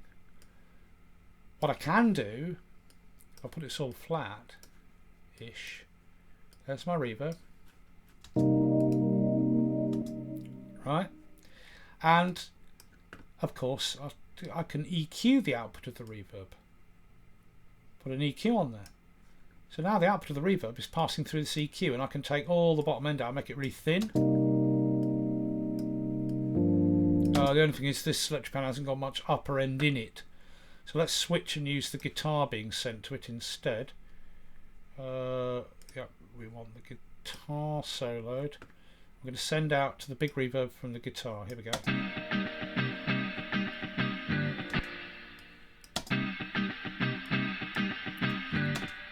Now, after the output of the reverb, I've got an EQ, so I can EQ the reverb output. Right, flat. But I can say to myself, well, I want the bottom end taken off that reverb, right? So that it's very thin. Then I'll boost the top end. And suddenly I've got a very, very fizzy reverb. Or I can do it the other way around. I can say I want to boost the bottom end and reduce all the treble. So I've got a very dark reverb. Right, you can do all that stuff once you start putting your reverbs on return channels rather than inserted across a channel. You see, I can't do these effects like compressing the output of the reverb or flanging the output of the reverb if the reverb's strapped across the guitar channel, because the entire signal is passing down that channel of the clean guitar. It passes through the reverb inserted across the channel. If I then compress after the reverb, I'm compressing the reverb but also compressing the actual guitar passing through. Or if I put a flange on, I'm going to flange the entire dry guitar, whereas what I want to do is just only flange the reverb. And you can only do those kind of effects once you get your reverbs on return channels like this. That's another reason why it's better to work this way. Okay, all right,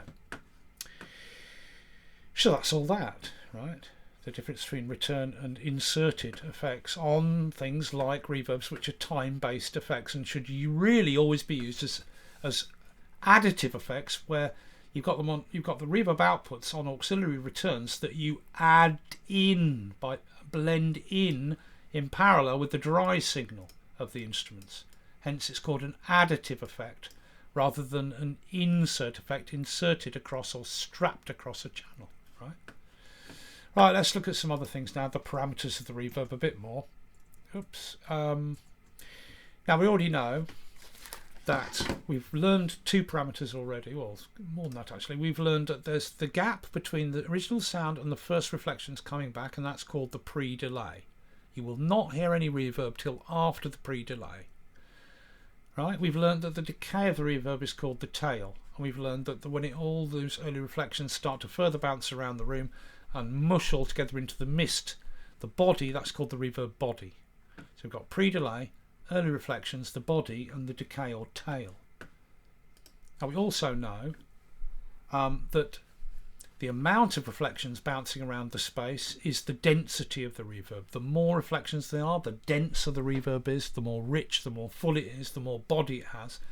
The less density it has, the more grainy it sounds, because as there's less and less and less of these tiny little echoes floating around, the less of them there is, the more you start to hear them as individual tiny little echoes. Let me see if I can show you that. Again, this has nothing to do with Logic. So we'll go with the guitar still. And I'm going to replace this reverb with a different one. I'm going to put the... Oh, look, these are Logic reverbs, but it's got nothing to do with Logic. Right. Okay, look, here we're going to go with a large hall, bright, 3-second hall.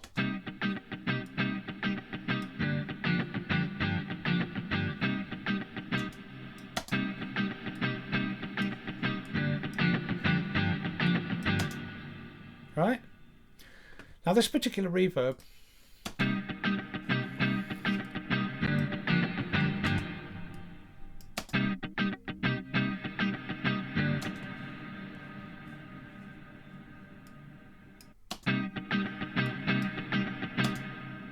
there you go, nice big reverb, right? Now this particular reverb has, some reverbs will have a density control.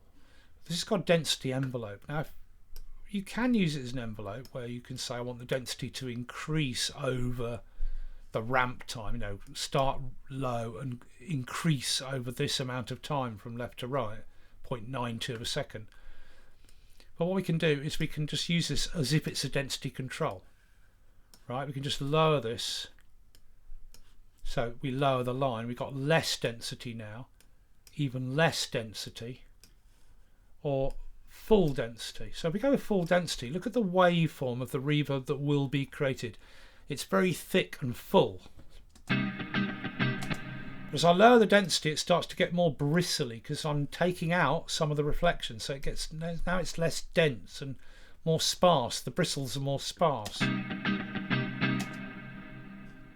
Lower it down even more and it gets even more sparse, less density.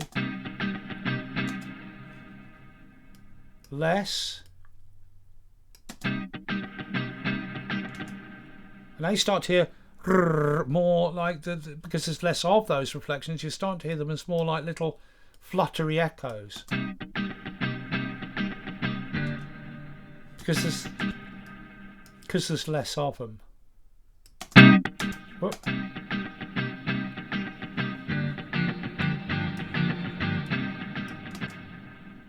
Hear that like brrrr.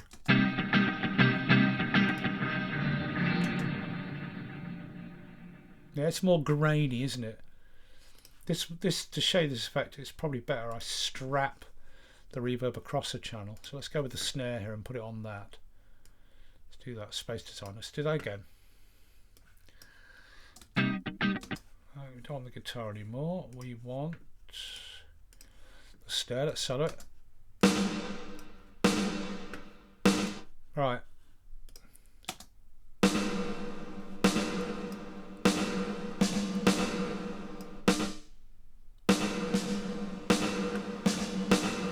Go to the density. Full density, it's a nice fat, thick reverb. Lower the density down. You hear the sort of grrr now. You can start to hear individual little fluttery echoes, right? Even less dense.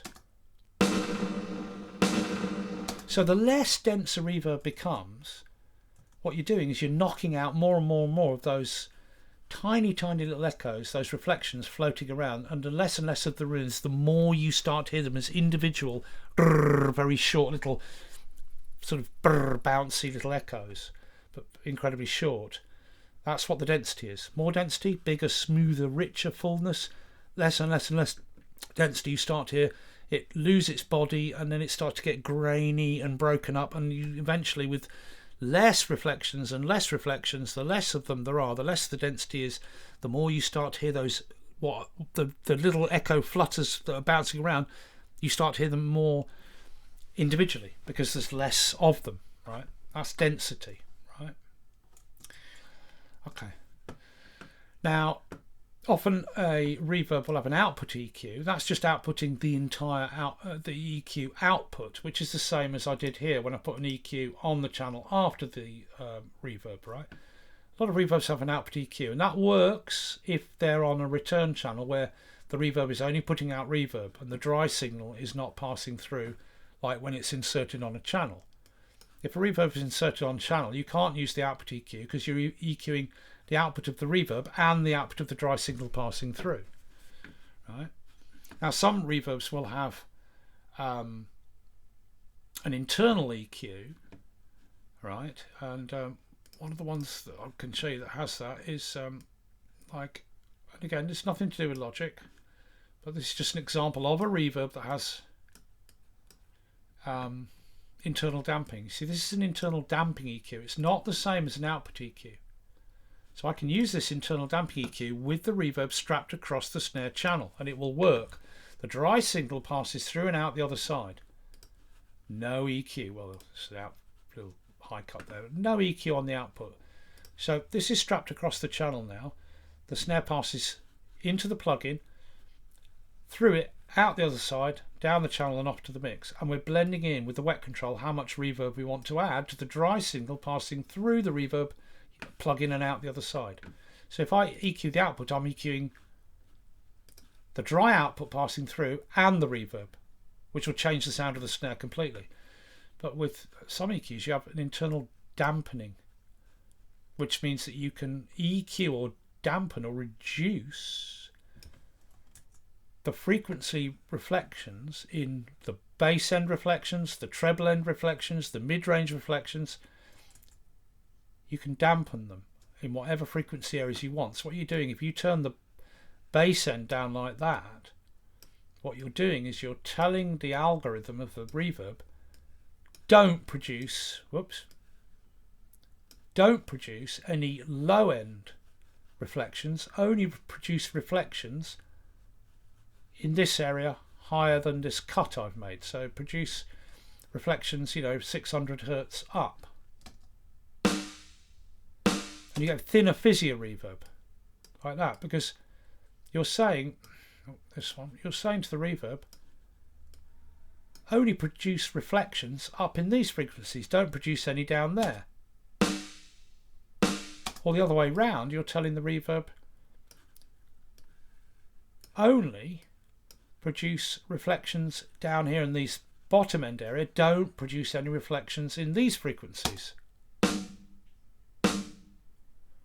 Now this is a massively important part of reverb. Better reverbs have this ability, and it makes the reverb incredibly versatile, because you can stop it from producing higher end frequencies completely like this, and you get an incredibly dark barrel like reverb, regardless of the decay or anything, because the decay is how long it takes to decay to silence. Yeah, you can do all that kind of thing, or you can make incredibly fizzy reverbs of just the top end, which is what they use in trance when they're putting that massive reverb on synths. If they put that huge reverb across all frequencies of the synth, it would just be a huge mush, but you just put the reverb on the highest, fizziest frequencies, and all the rest of the body frequencies of the synth riff don't get reverb, so they don't get mushed up and muddy. But you still hear it as having huge reverb, because that upper end glisten of reverb happens whenever the synth happens. But it's so high up, it doesn't clutter and muddy up the body, the definition of each note being played. So that's internal damping, and it's very important. And really the only other thing that you need to learn, I mean, you already know that if, like now, this reverb is inserted across the channel, so the snare passes right through and out the other side. The dry control should be at full, so that whatever the signal level the snare comes into the plug-in at, when it leaves at the other end of the plug-in, it leaves at the same volume level. Then the wet control just blends in how much reverb is going to be added to that dry signal passing through. But when an effect is inserted on put onto a return channel, where you're using send and return technique, which is why I said you should really use a reverb like, then the output of the reverb should be at fully, like, all wet and no dry. You don't want the dry signal coming down this channel and blending in with the mix. You only want wet reverb signal, right? Okay, so we've already seen also another thing to do with these reverbs is we've already seen when we did the ambience effect trick, we've already seen that really in real life pre-delay is attached to the size of the space. The bigger the space, the bigger the pre-delay. The smaller the space, the smaller the pre-delay. Get down to very small spaces, you don't really hear any pre-delay at all. But with digital we can cheat. We can have loads of pre-delay with a tiny space, or a huge space with no pre-delay. Now another thing we can cheat with is the size and the decay. Again, in real life, a big space, a really big space, is going to have a really long decay usually. That's just how it works, right? So if we put on, let's go for a big hall here, something a hall like that. Let's put headphones on. Again, this is being used as an insert effect, so just blending in some of the reverb. If I go for a really big 100% size, it's going to have a big long decay. Right? If I reduce the size, it should have a smaller decay. But with these digital reverbs, we can cheat. We can have a massive size with a very small decay.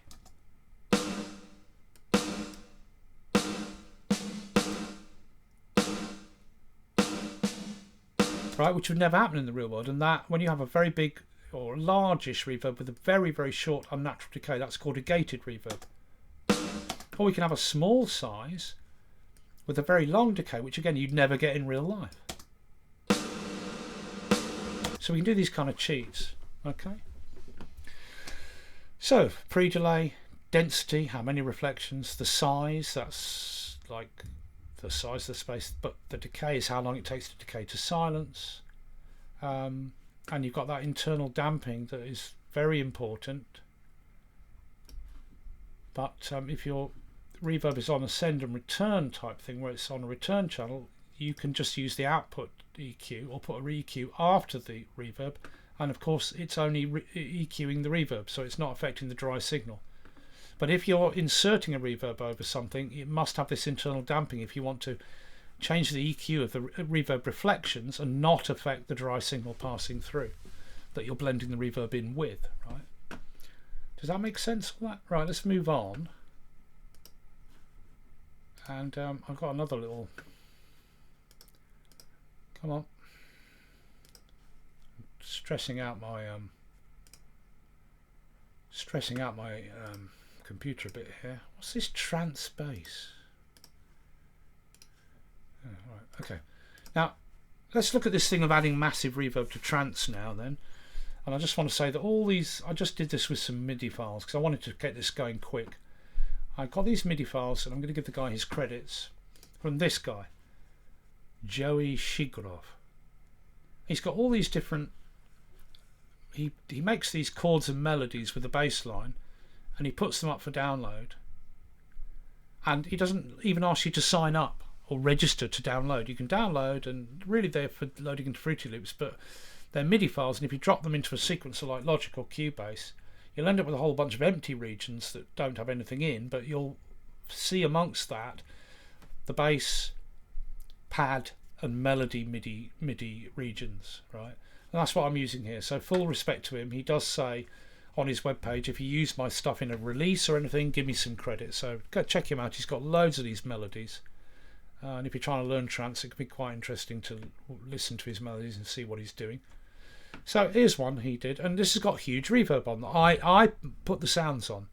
All he's giving you is the notes. So I assigned quite sort of cheesy classic trance sounds to the pad, the pluck type lead and the bass, and I just slapped a drum box with it. I haven't mixed it or anything, but have a listen to this. Massive reverb on the pad and massive reverb on the lead, but no reverb on the bass or the drums, right? Here we go.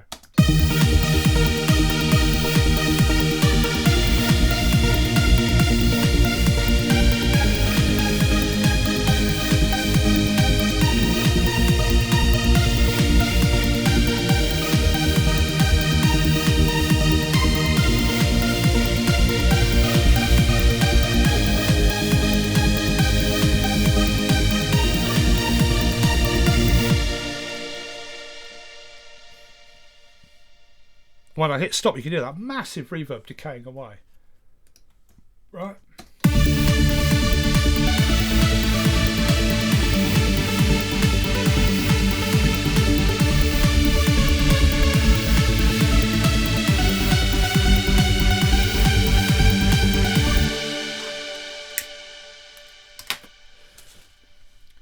So I've got colossal sized reverb on this, but it doesn't sound all muddy. The reverb is glistening and bright. How am I doing that? Well, I'm EQing the reflections that are being generated by the reverb.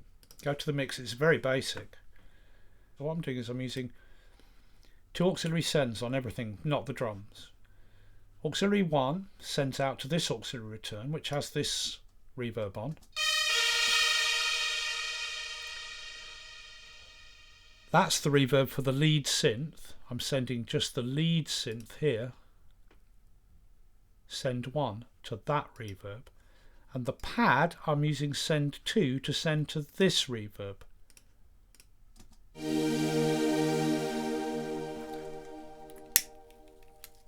So I've got 2 big reverbs. Right. One for the pad, one for the lead. Now, let's get... look at the lead reverb. Just solo the lead. Here's the lead reverb. I'm compressing both reverbs on their output as well. Let's take that off. Right. Now, I send the lead to this synth, this lead synth to this reverb, and I get this.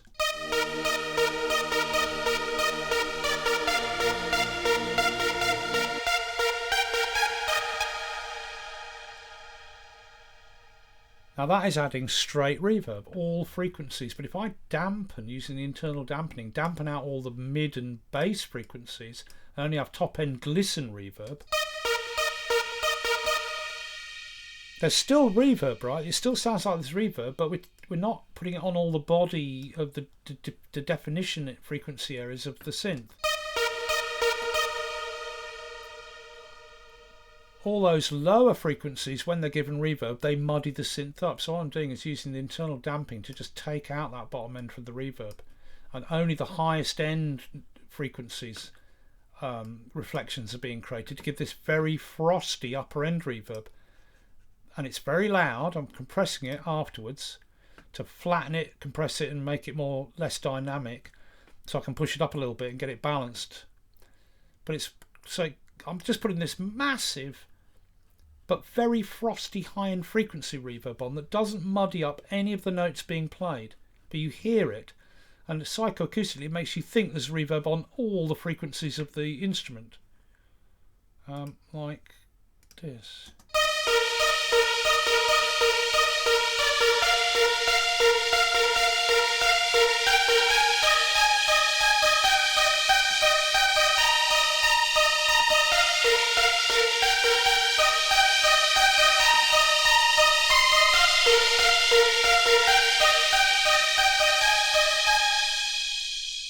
But it makes everything clean, right? I don't get clutter in these lower, upper, mid and lower frequencies. Just this frosting on the top, right? Now the pad is going to this other reverb here. This one, which I'm tuning. And what I'm doing is I'm knocking out the bottom and the top end of reflections being generated, so it's only producing mid-range frequency reflections. Then compressing it to crush its dynamic range, therefore I can sit it right in the mix.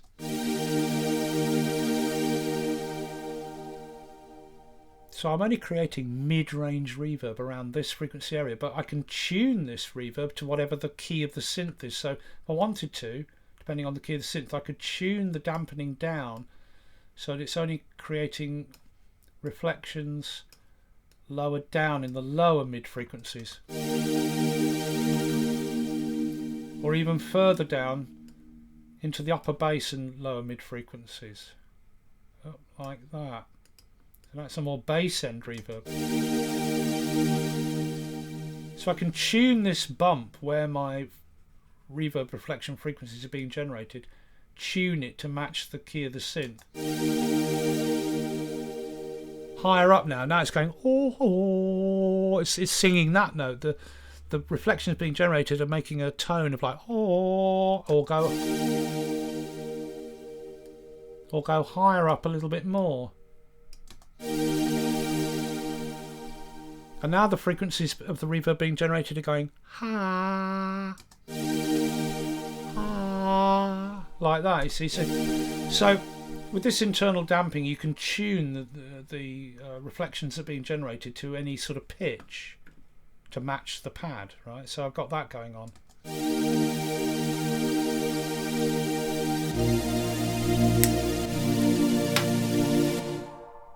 Right? But never fear, because if your reverb doesn't have this internal damping, if the reverb is on an auxiliary return, it doesn't matter. Right, that's that one flattened for the pad, and this is the one for the lead. I'll flatten that so it's completely flat, and I'm not dampening any frequencies. Let's go back to the lead synth and its reverb here.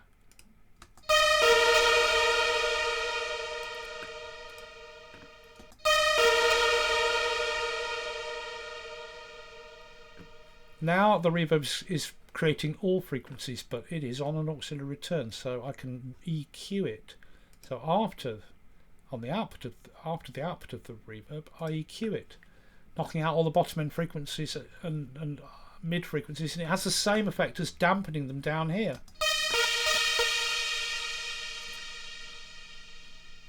The output of the reverb is giving me all reflections at all frequencies that are contained in the original synth being fed into it, but the EQ after here, coming after the reverb, is just letting only the upper end fizz of the reverb come through, so we get the same thing as if we dampened it internally here like that. It works just the same, right?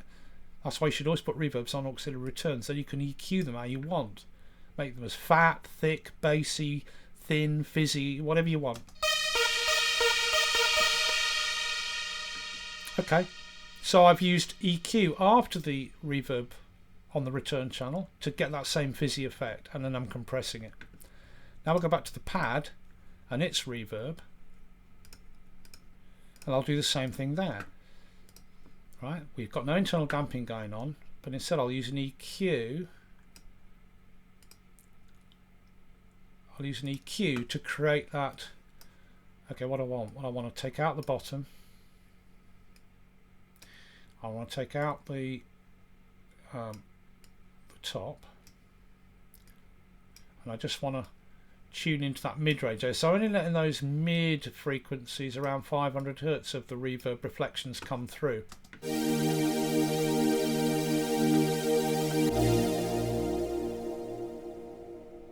Yeah? Or I could tune that down lower, and I've got only bottom end, more bottom end frequencies.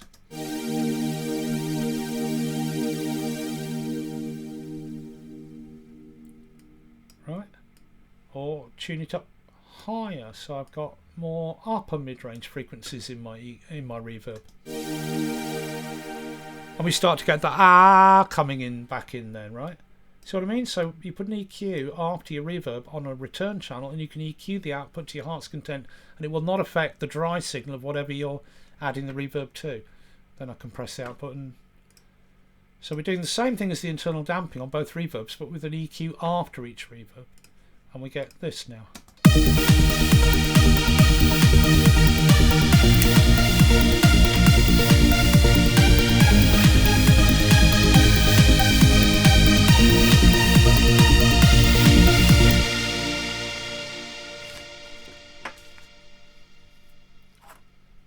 Big, lush reverb, either incredibly fine and fizzy, but it has a psychoacoustic effect of making you think that reverb is on all the frequencies of the synth, but it isn't. It's only this upper end frosting. So all the notes being played are actually dry as a bone, and there's no mush to them. It keeps the definition. And for some reason my Mac is fanning up now. And you can tune into the mid, upper, lower, mid, whatever frequencies you want to tune a reverb output, so it either goes E or A or oo or oo or oo or oo, whatever frequency sort of resonance you want it to have, yeah, which works good on things like pads. Okay, there's some stuff. Okay, lastly, I'm going to show you one last thing. I wish this Mac would stop fanning up, but I'm capturing a lot. There's a lot of memory being used and what have you. Let me just open this one again. Last thing I'll show you. Gated reverb. Right. And the first time anyone ever heard this was In the Air Tonight by Phil Collins. And it comes in way into the song.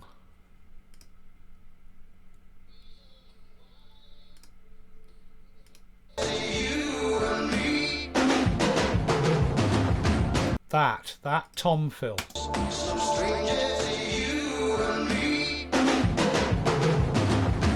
Right, 1981. When people heard that, they went apeshit. How did they get that sound? Well, they got that sound by taking the toms, and I think they fed it through the talkback mic circuit of the mixer, which compressed it like crazy, and then fed it into a reverb, and they used a gate on the output of the reverb. Now to do this, you must use the reverb on an auxiliary return.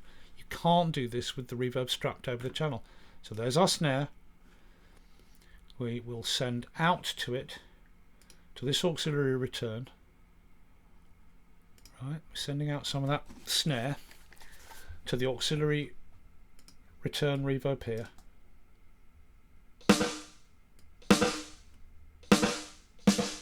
Right, so here's my reverb. Then what we're going to do is on this reverb, we're going to put a big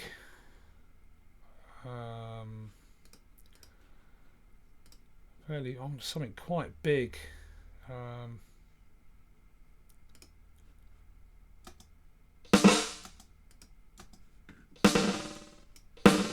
Not that. Come on, come on. Do you know what? I'm going to use the Space Designer because it's just simpler. Hang on. Again, there's nothing to do with Logic. I just happen to be using 2 reverbs in Logic. Right, so we'll go for a large... What we want is we want a large hall. Like... yeah, something like that maybe.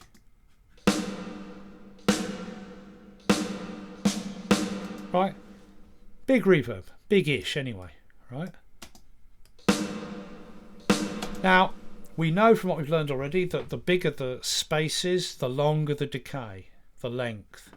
So if I make it a big space, I'm going to get a long, if I'm in a big space, a big reverb, big space with big reverb is going to have a long decay. But what they did then is they cheated. They put a noise gate after the reverb. And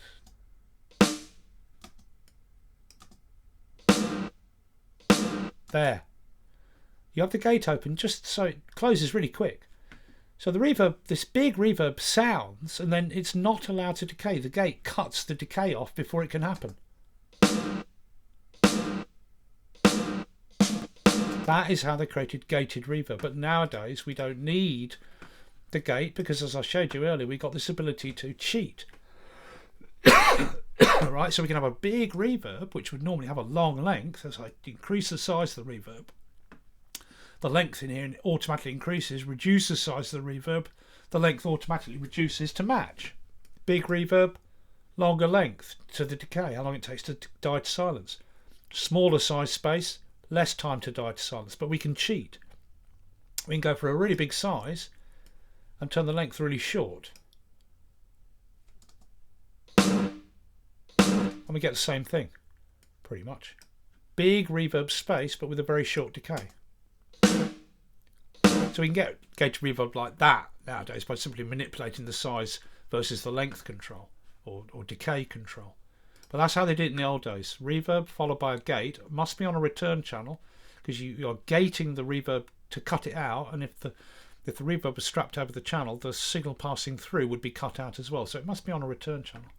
You just put a noise gate after, and hey presto, that's how they got that gated reverb on that Phil Collins track, which oh, here it is.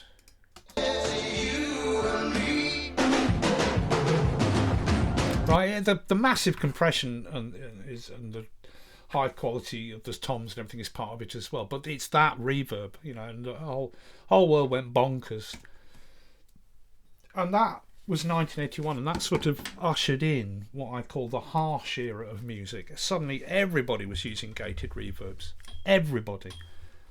And the whole style of music went very harsh. Everything became very brittle and angular and edgy. Lots of gated reverbs used everywhere. Kicks became all clicky and all the rest of it, and with this kind of gate stuff on them, and you know, you look at Scary Monster by Bowie. It was very edgy. Everything had this very edgy, brittle reverb sound to it. That kind of sound was around for a while. Yeah, the gated reverb. So everybody was using it, and then it gradually fell out of fashion.